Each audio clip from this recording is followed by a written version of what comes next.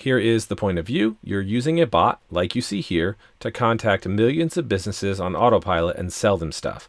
But you're not doing it under your name. You're doing it under a pseudonym so that you can keep some anonymity there. So how do you hand off the leads once you have an interested lead from the anonymous person who doesn't really exist, who you're going to say is in the marketing department or whatever? How do you hand them off to yourself and start doing it and do it in a legit way where people will still buy from you? That's what we're going to talk about in this video. I get this question from time to time.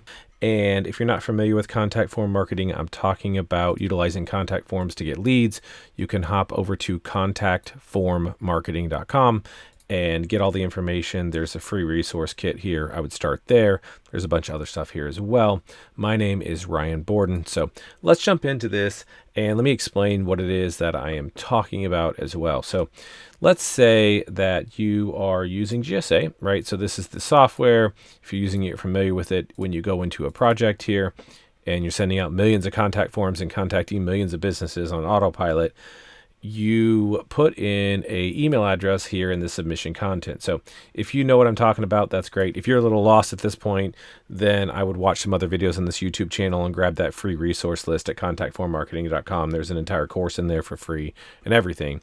But once you know what we're talking about here, in the email field, we're going to put an email in here. Now, we would change this to, for example, maybe like marksmith@gmail.com. And then maybe in the message we say, hey, if you're interested in this, just reply with a yes or sure, or, something to let me know that you're interested. Like your call to action is to get them to email you back. So they're going to email back the marksmith@gmail.com, right? And maybe you put Mark Smith in here, whatever, for first name and last name, because you don't want to use generally like your actual name and that sort of stuff. Gives you flexibility to change it up, and there's lots of reasons. I'm not going to go into that here. I talk about that in the course and plenty of other videos.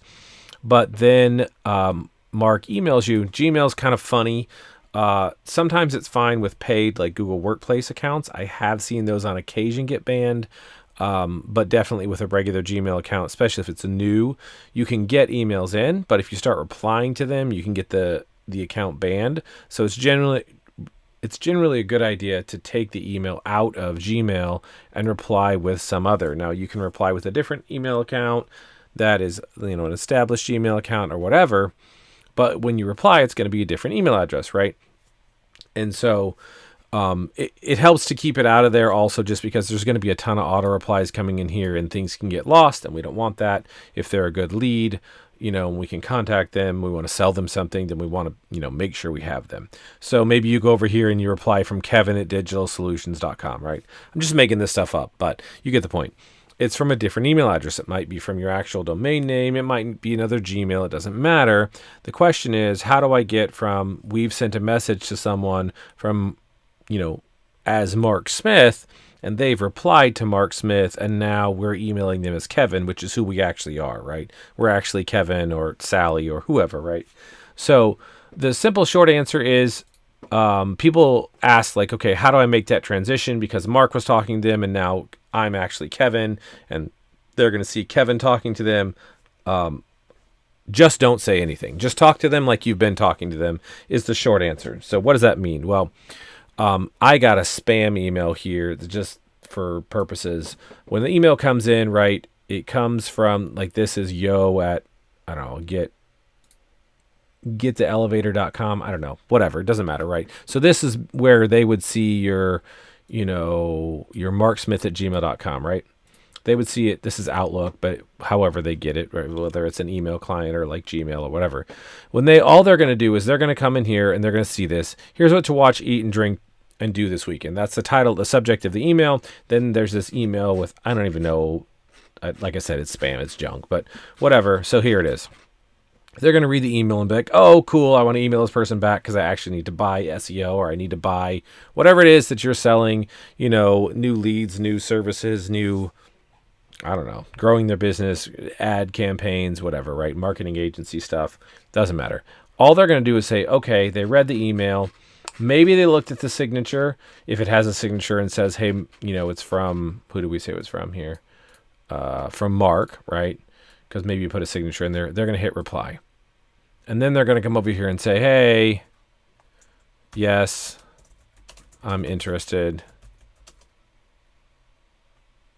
Tell me more, right? Or whatever they say, right? And then they're going to send that email. Okay. Now, and then they're going to put in their name. I don't know, John, whatever, right? So they're going to send the email, click send. You're going to get the email and you're going to reply, and then they're going to get another email back. Now, 9 chances out of 10, probably more like 98 chances out of 100, when you email them back and the email comes from Kevin at Digital Solutions, and you're like, hey, John, how's it going? What's going on? This is the information, whatever. They don't remember that Mark was even part of the conversation. They just don't remember. One, no one ever looks at the email address. And I say that just from working with people. Like, I used to work at AT&T, and I would talk to employees, even employees who were like tech savvy, selling like technology. Like, I would tell them something, and like literally 3 seconds later, they didn't remember it in the tech department. Like, information, like a website name. People they have a short memory span, number one. The average memory span, I think the study was the end of 2023, used to be 14 seconds. At the end of 2023, the study says the average attention span is 8 seconds. So that was it. From when I started that sentence to the end, like, they're gone. They don't remember what they had for lunch, let alone who emailed them. And most people aren't looking at those email addresses anyways. People aren't tech savvy. They understand that they need to send emails, but like, they have no idea at the actual email address. They probably couldn't tell you what sometimes people don't even know their own email address. I've had that happen plenty of times. But they couldn't tell you the email address because they don't see it. Just like they couldn't tell you what a website is or what HTTP means. They don't even know that it's there. Like, that stuff is just lost on the vast majority of people.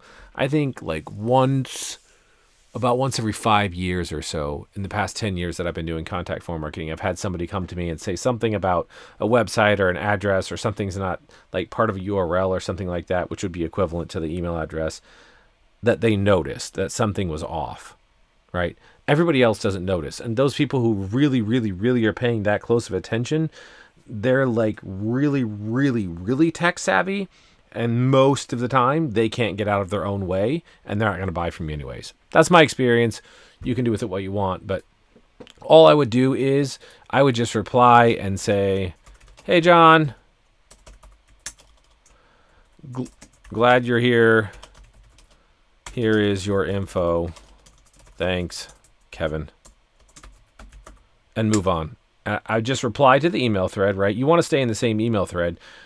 When you move from here to here, don't just like copy the email and just paste it in, or just start creating a new email to the person and leave it blank, because then they're going to have no idea what's going on. You want to reply to the thread. So like in Outlook, you can have tons of different email addresses and you can reply. Tons of other email clients do the same thing. So you can forward yourself the email to the new one, like just forward it from Mark Smith and then just reply and do it that way. It doesn't matter. Just make sure you have the email thread where they can roll down and be like, when they get this email, they're like, hey, John, here's your info about what? And they roll down and they see the message where they typed out before, remember? So their message would be down here and they're like, yes, please give me more info, John. And they're like, oh yeah, I did ask for more information on this. And they might even roll down and see the first message that they replied to, which would be, the message just like this, whatever it was.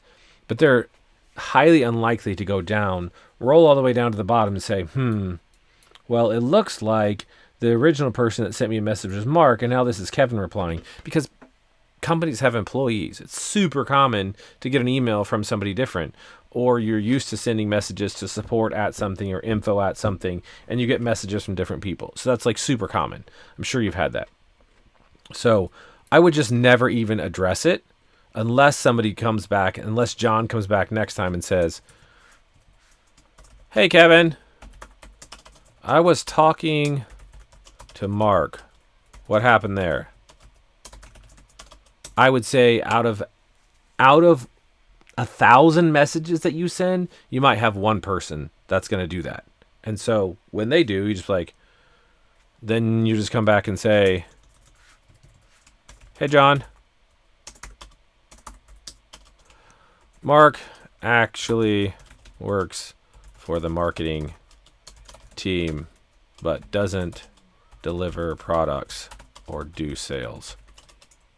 So I'm the product expert that is helping you out. And John's going to be like, cool, Kevin. Glad to work with you. And it's going to be that, and it's going to be done. It's a mute point. So basically, I have never, ever, ever, ever, ever in sending more than 1 billion messages for clients and working with, hundreds of people that do contact forms for themselves and their companies and their clients. I have never, ever, ever heard of someone losing a sale because of this. I'm not saying it's not possible, but like all told, it's such a non-issue. Like I just wouldn't even focus on it. So basically just ignore this issue, because this might be something that you think is an issue, but the customer just doesn't even care, and they're not going to notice, because in that 8-second attention span, you're going to be lucky if you get their attention and get them to buy something anyways. That's where you have to put your focus, so that all of your effort goes on getting them to buy something and not worry about like 87 superfluous things. So that's my experience. That's my client's experience, and you can do with that what you will. If you need more stuff on contact forms, again, jump over to contactformmarketing.com, and I will see you in the next video.